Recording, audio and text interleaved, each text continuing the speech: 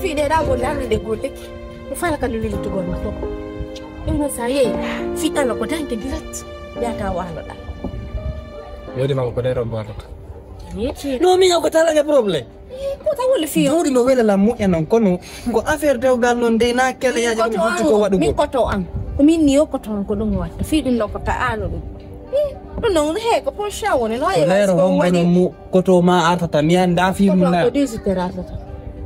Me bengo mako. 15 non on jona mi iri mo non. On don mo metti dum na golde passé Dengan saya do poda mo don duman no ko fino jettira photo parce tellement que te perto aussi mi do duman ni mi état de photo et photo jiri mais impossible nanda de ça des photo ko nandi ko hami be ko hami bakkito so yila ndanga nande mi tike parce que dan ko mi wesi yo ango ngayante non ça si je yo kamako kadanki mako comment je vais rentrer là-bas non ngere meeting ni nante ndeso ndo no wayi mo fo des années to der ko no wayi tera son fo o fi ko chambre no ma e fian do no arena ko e konde do andi ta kayas kana ta ka sulu jok matle parce que amarta lang ma honno objet quoi le prima na mi application c'est que le prima misère taizo le prima que ça je veux essaie de parler avec ton frère. Même si ce jour-là, il va retarder, je vais essayer de... Mais du coup, je vais t'appeler. Okay. Si tu es dispo à la maison, essaie de m'appeler. Je vais essayer de... Je vais essayer de faire ce que tu veux. Ok. Mais...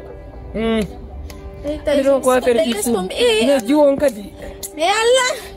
Angangarong kayo net dong. Ay no. Ay kuno aktifia. Moi ne me vois pas comme ça. Ninga là on demande c'est que na fiara mi do huli mago. Wadi kan ti fo ko loro ma kay na li badum ko le do wada ko. No ko be holori lan ko passé dan de mi jox kata fu yam tu vois. Donc c'est un peu ça. Ay dan da quartier no holori ma fi. Yo no het. Je te laisse ici hein. On s'accompagne. Ya da ngan ko la wori mi e wor ko ni tay zo fi dalla. No wadu no wadi dan no wadi sis. Et yo on va parler alors.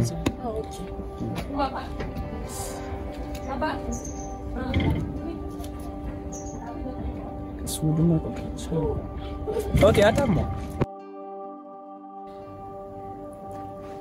Petit collier. Petit collier. Tu es en forme, non? Ok. Aïssatou. Non. Combien fallait y être?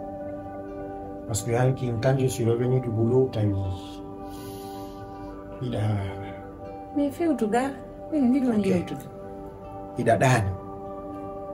Du coup, j'ai voulu te réveiller, mais mes calculs, quand on est dans son sommeil, quand il a dérangé.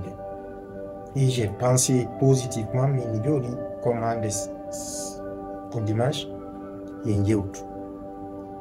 Ok. Ah, c'est tout. Uhundu goɗɗo wawata wadde muudi mum ko tawata hara no metta muudi makko. Comment ça dépend? C'est-à-dire comme quoi? Piji ɓuyɗa waɗa muudi ma tawa. Exemple won hunde. Ko tawata gorko supportata fewɓe ɓiygu makko par ce que moɗa o piji ɓuy mettuɗi mais ko infidélité. Gorko supportata ni? Ɗum ɗo c'est impossible. Est-ce que tu es sûr et certain que toi, Aïssatou, c'est que tu n'es pas en train d'insinuer quelque chose vis-à-vis de ma personne? Est-ce que, en Aïssatou, tu n'insinues pas quelque chose vis-à-vis de ma personne? Attends, c'est que il y a la femme de quoi on a hal de. Est-ce que en Aïssatou a la sourd de Goungo?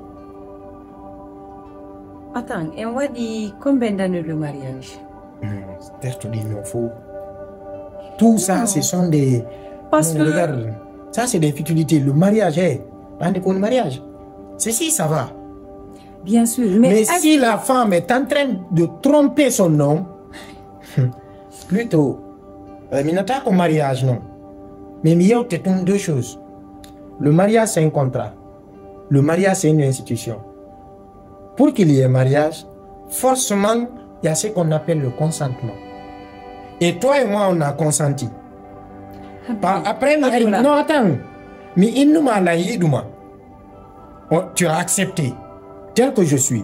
Et s'il s'avère aujourd'hui, en Aïssatou, la femme que j'ai choisie dans ma vie pour le reste de ma vie, le pire et le meilleur, Harako Omi Ata, il nous trompe de là. Ouais. Abi, ok, s'il te plaît. Tu n'es pas à la trompe de là. Attends. Quand tu tires d'informations, laisse tomber tout ça. À la trompe de là. Écoute, on le téléphone. Non, je ne veux pas. Non, mais là, j'ai pas besoin de tes affaires. Non. Vérifiez, ou bien une semaine. Aujourd'hui, je me débrouille. Prends le téléphone de ma femme, si Gol qu'on fait là où si Gol qu'on fait là où mi dugol, yo jet le téléphone benguma. Bébé, Allah acula mi hanama. Kala ka yiram nam ga hore leji do. Na handi jombu dala na hanki opri kadi da andila avant le mariage. Wonna no mi wa iri. Pourquoi tu trompes? Wonno mi atay gorko go kayasi anka ala. Awa mi jetta do hala. Hala debbo selli wo ko nyande wi feddu may walde. Holo kan. Et un adage qui dit, faut jamais avoir confiance ou porter confiance à une fille, surtout si elle est belle. Et Aïssatou, je le sais bien, tu es une femme très belle. Et quand la femme est belle, c'est de l'or. Et l'or, c'est un métal précieux que tout le monde veut et que tout le monde ne peut pas avoir. Et la confiance, ça se gagne ainsi. Mais si tu as vu, à lui, encore, tu n'es pas en train de me tromper, d'accord. J'assume. Bébé, c'est la femme. Non, regarde. Non. Ne me mets pas mal avec Allah.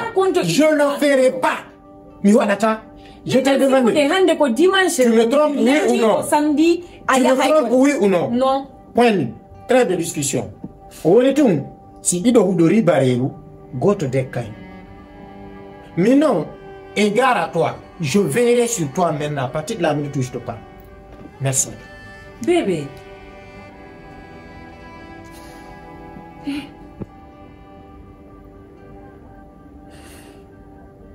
Ngol fo hala ko bay mi heɓaali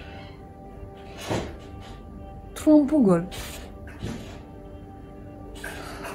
Allah nani ko an jogi ko an waawi ko an okkata to an fammi so mi heɓuno no gasaysi ko sabu ɓiɓɓe am ɓen o haalantano lanɗi haalaji ɗo.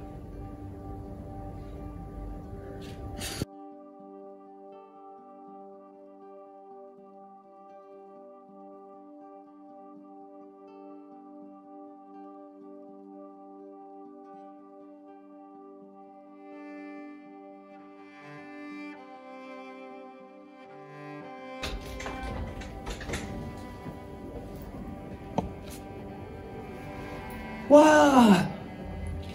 Mon Dieu. Désolé de retard.